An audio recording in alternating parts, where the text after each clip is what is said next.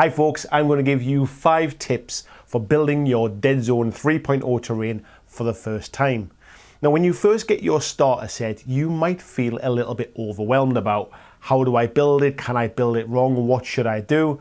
Now you can build it any way you want, so don't feel that you have to follow my steps. But if like me, you just need sometimes a bit of a nudge just to kind of get started and not feel like you're kind of sort of doing things a little bit aimlessly, I'm going to give you those 5 tips.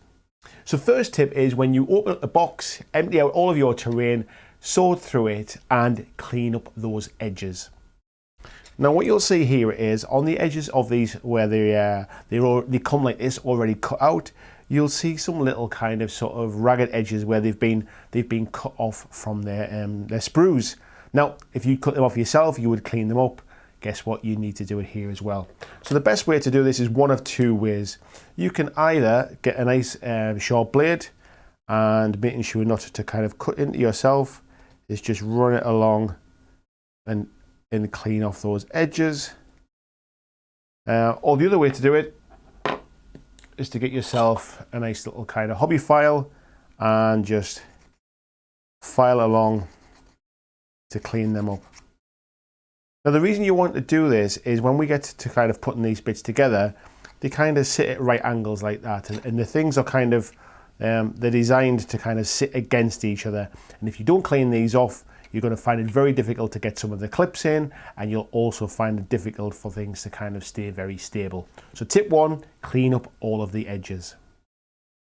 Now tip number 2 is to dry fit all of the parts. And what I mean by dry fitting is basically to use the clips which you use to clip these parts of the terrain together, and don't add any glue to them.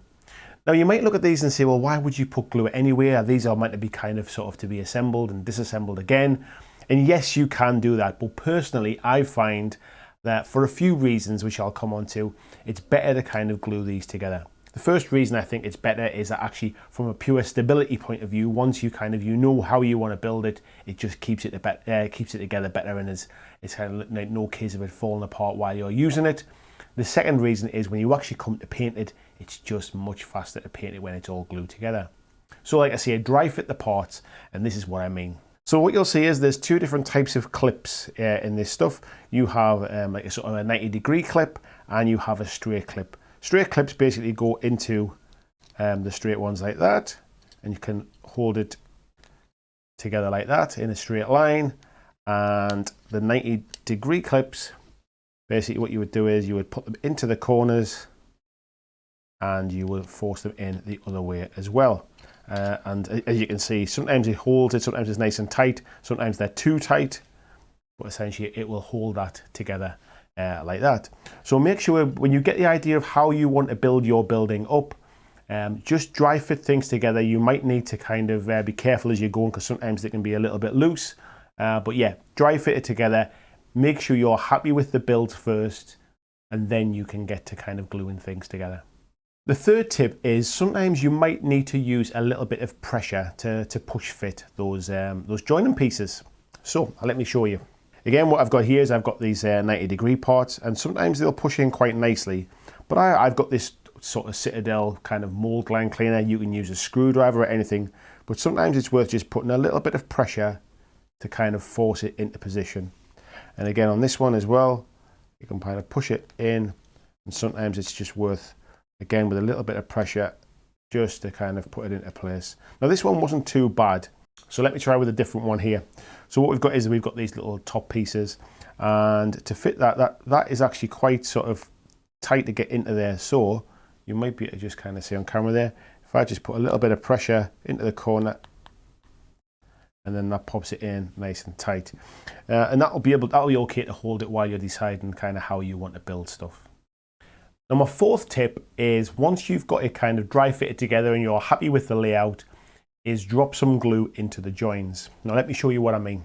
So what I'm using here is the Revol contactor glue. The reason I use this is it has the nice needle on it, which makes it really easy to get into these parts.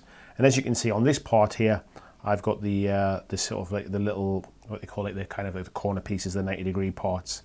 And as you can see, it's not particularly kind of held together very tight.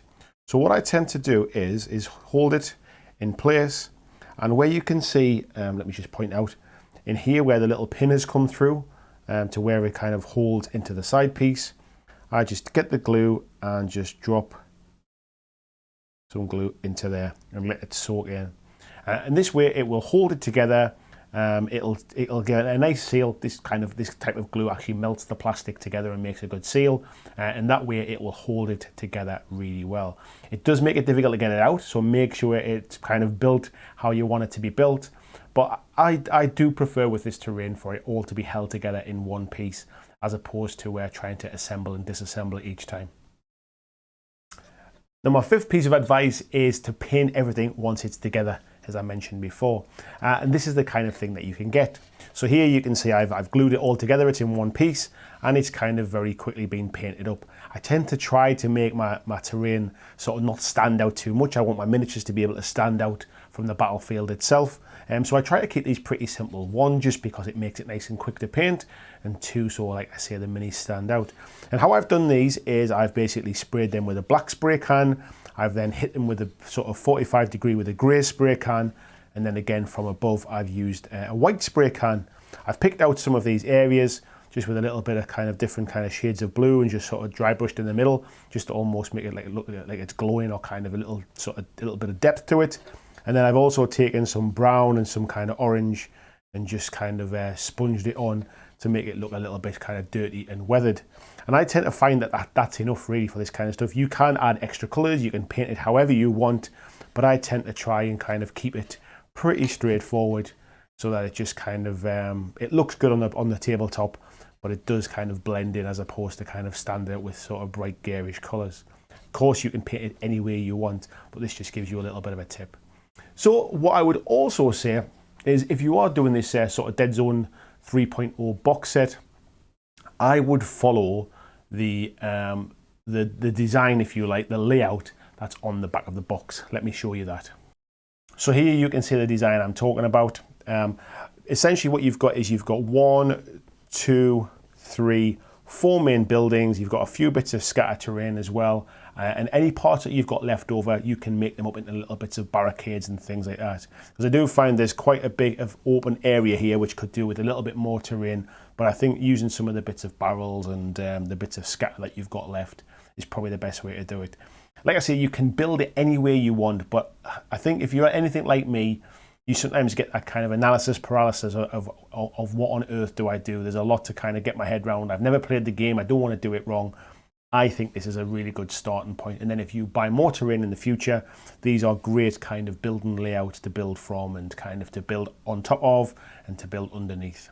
So that should help get you started. If you have any questions, please just pop them into the comments of the video. I'd love to be able to try and help you out if I can. And if people are interested in a very quick kind of painting tutorial, let me know and I'll show you how I paint mine. Thanks for watching my video. I hope that you really enjoyed it. And if you did, why not consider clicking on the suggested video below to see more of the work that I've done. If you'd like to support the long-term sustainability of this channel, why not consider checking out my Patreon, where you can pledge and support from as little as $2 a month. And there is lots of different tiers and bonuses which will give you access to a private Discord server. It will give you free t-shirts, free mugs, a podcast every month, and a number of other things, including getting your name at the end of every video, like these awesome folks who already support me now.